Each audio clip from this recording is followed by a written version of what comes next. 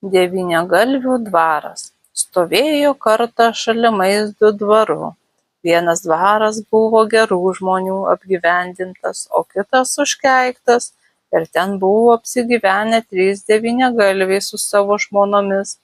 Netoli tų dvarų pabalyje gyveno neturtinga šeima. Senas tėvas su močia ir 2 vaikų, sūnum ir dukterim. Sūnus kasdien eidavo į žmonių dvaran uždarbiauti ir taip jie stūmėsi diena po dienos. Vieną rytą išeidamas darban, brolis sako savo sesutei: šiandien gal aš nepareisiu namo pietauti. Nebus kada? Tai tu, sesute, atnešk man valgyti. Gerai, broleli, aš rasiu kelią. Aš padėsiu tau ženklus. Kaip išeisi į kryžkelę, tai eik tuo keliu, kur rodys mano pakelė įbestos gairikės. Atėjus pietų metui, sesutė susidėjo valgį, lauknešėlin ir išėjo. Išėjus į kryžkelę rado gairikės, rodančias į devyniagalvių dvarą. Nieko nežinodami ir nuėjo tuo keliu. Vakare parėjo iš darbo pavargęs brolis ir dūsaudamas sako: oi, sesute, sesute, aš taip sunkiai per dieną dirbau, o tu mane valgyti neatnešei. Tėvas tai girdėdamas sako nustebęs: kaipgi, sūneli, dar priešpiečiais išėjo, turbūt paklydo.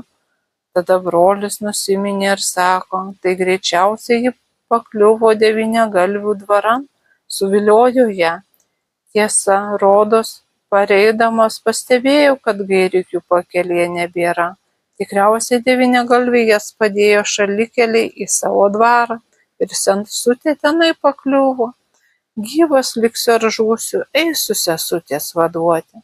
Kai sesutė nešdama broliui pietus, nuviliota pateko į devyniagalvių dvarą, jie ją pagavo ir vienas jų sako: pakliuvai, paukštelė, sutik būti mano žmona, tai bus gerai. Nieko nedirbsi, gerai valgysi ir linksmai gyvensi, o jeigu ne, tai palubėj už plaukų pakarta kabosi. Mergaitė nesutiko, vis verkė ir prašėsi paleisti namo. Devyniagalviai visaip ją ramino, kiekvienas prikalbinėjo būti jo žmona ir užmiršti savuosius. Kai ji nesidavė perkalbama, nuvedė ją į vieną kambarį, kur ir daugiau tokių nelaimingųjų kapojo, ir pakūrė ją už plaukų prie lubų. Ji nenumirė, bet tarsi giliu miegu užmigo, ir tame pat kambaryje šalia jos pakūrė ir sesers vaduoti atėjusi brolį. Graudžiai verkė senutėliai tėvai, netekę savo mylimų vaikelių. Pražilo, sulinko visai prie žemės ir tik mirties belaukė, tikėdamiesi tada vėl savo brangius vaikučius pamatyti. Kartą žiemą išėjo senutė prie šulinio vandens pasisemti. Besemdama pamatė nedidelį žirnelį, ledu prie jos atriedantį. Senutė ir sako: tai Dievo galybė, negyvas būdamas bėga savo vėjui papūtus ir tiek. Kam Dievo dovana be reikalo mėtysis, ir paėmusi suvalgė žirnelį. Po kiek laiko senutė pagimdė sūnų. Labai stebėjosi ir džiaugėsi senučiai tokioje senatvėje, dar sūnaus susilaukė. Pakrikštijo ir davė jam Petro vardą. Nuostabus buvo tas vaikas, kelių savaičių pradėjo vaikščioti ir kalbėti, o valgė kaip suaugęs vyras. Buvo jis labai išmintingas, mylėjo savo senutėlius tėvus, ir šie jį taip pat nebežinojo, kaip mylėti. Po 3 metų atrodė jau kaip suaugęs vyras ir buvo nepaprastai stiprus. Kartą jis paklausė savo tėvus: sakyk, tėveli, argi aš esu tik vienas jūsų vaikas, ar neturiu brolių ir seserų? Senelis palingavo galvą ir tarė: buvo sūneli, bet nebėra, devyniagalvių dvare žuvo. Sūnus tuo labai susidomėjo ir tol klausinėjo, kol viską sužinojo. Tada jis sako: aš išvaduosiu savo brolį su sesute ir išnaikinsiu tuos devyniagalvius. Tėvai labai susirūpino, jie bijojo netekti ir šio paskutinio vaiko.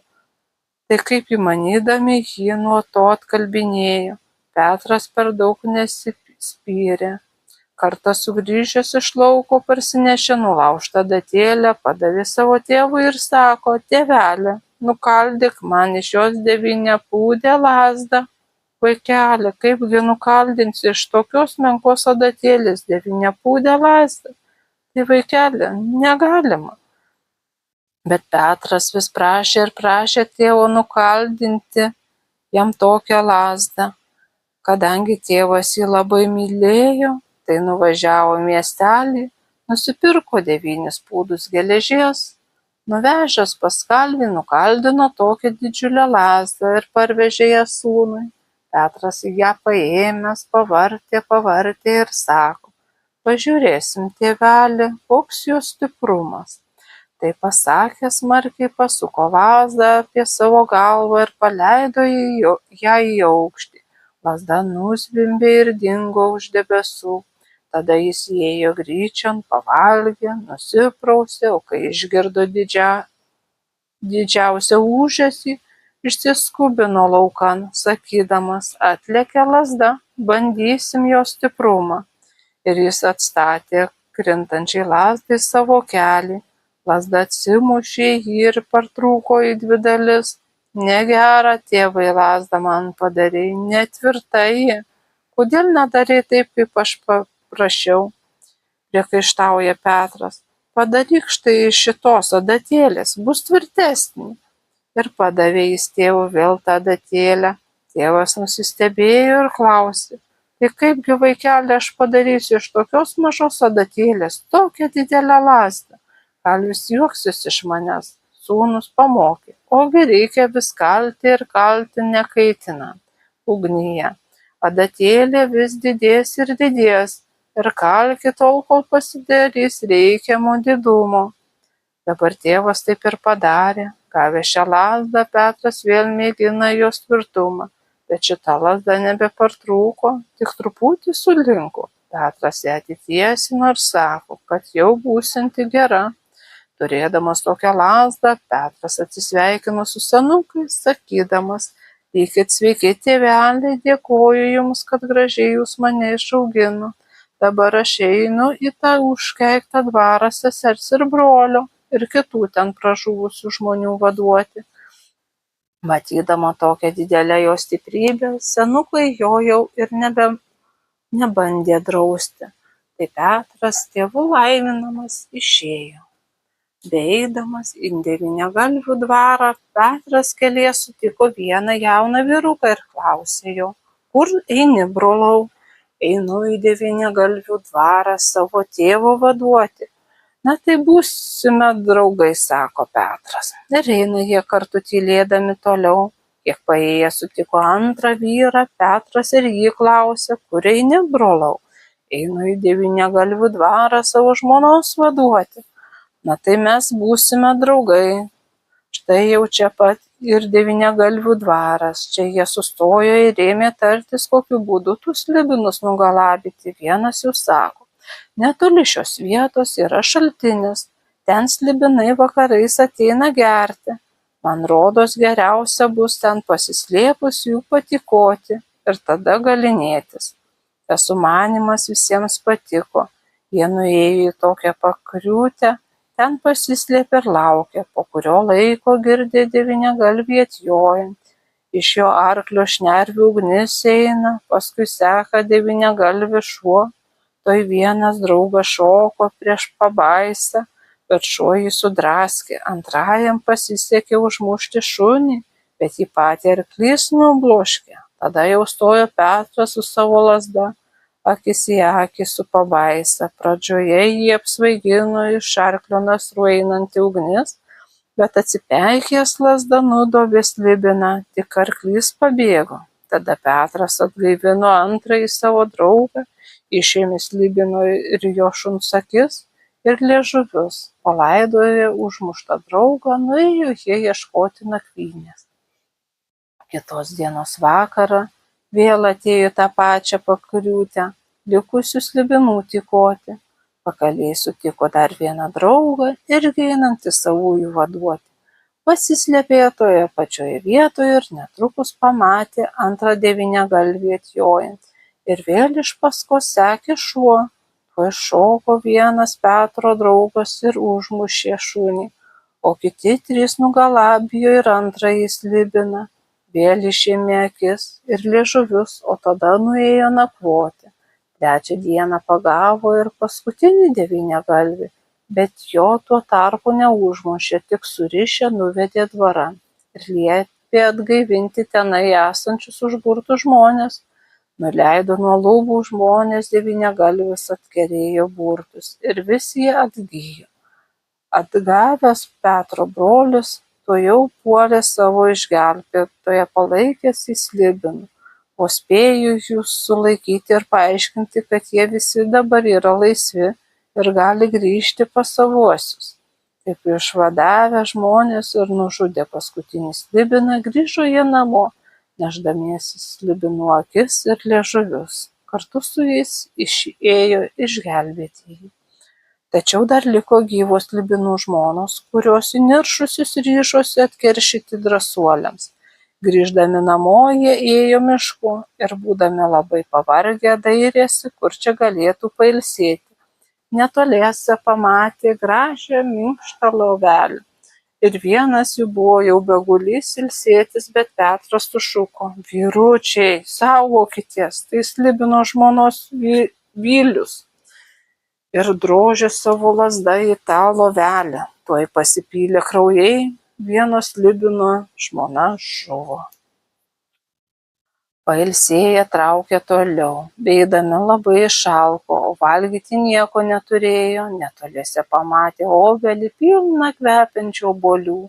Jau vienas jų buvo belipąs į obelį, bet Petras sulaikė šaukdamas: vyručiai, saugokitės, tai slibino žmonos vilius. Ir vėl drožė lazda, tuoj pasipylė daugybė kraujo ir antro slibino žmona. Trečiojo slibino žmona pamatė, kai viliumi neapgausi, tai stojo į atvirą kovą. Ji pasivertė didžiausią pabaisą ir savo milžiniškomis šiotimis užstojo jiems kelią. Kur tik žengsi, ten pakliusi į jos nasrus ir sveikas žuvęs. Tada Petras įmetė jai į nasrus vieno devyniagalvio akis ir liežuvius. Tuoj surijo, bet jai pasidarė trošku ir nubėgo gerti. Tuo laiku jie paėjo gerą kelio galą. Atsigėrusi vėl pastojo jiems kelią, tada įmetė antro slibino akis ir liežuvius. Tai šį kartą jie labai ilgai gėrė, o troškiau buvo. Kai ir vėl pastojo jiems kelią, o daugiau nebeturėjo akių ir liežuvių, Petras sugriebė vieną savo draugą, įmetė ją į nasrus, sakydamas: geriau mes žūsime, bet žmonės liks išvaduoti. Taip pat padarė jis ir su antruoju savo draugu. Įmetus paskutinį draugą, jau į bažnyčią buvo nebetoli, bet vis dėlto buvo aišku, kad dar nesuspės jos pasiekti. Tad sugužėjo visi į pakelę ir riogsančią kalvę. Užsidarė geležinėmis durimis ir užsisklendę laukė. Greitai išgirdo pabaisą už durų bešniokščiant. Petras jai sako: pralaižyk liežuvių duris, tai paimsi mus. Bematant pralaižė į geležinės duris ir įkišo savo ilgą geltoną liežuvį. Petras pavilgė reples švęstame vandenyje ir suspaudė jomis tą liežuvį. Vieną ranką laiko reples, o kitą pasigriebė savo devyniapūdę lazdą, išspyrė koja kalvės sieną ir lazda užmušė paskutinę slibino žmoną. Tada Petras tarė išvaduotiems žmonėms: dabar eikite kiekvienas į savo namus ir laimingai gyvenkite.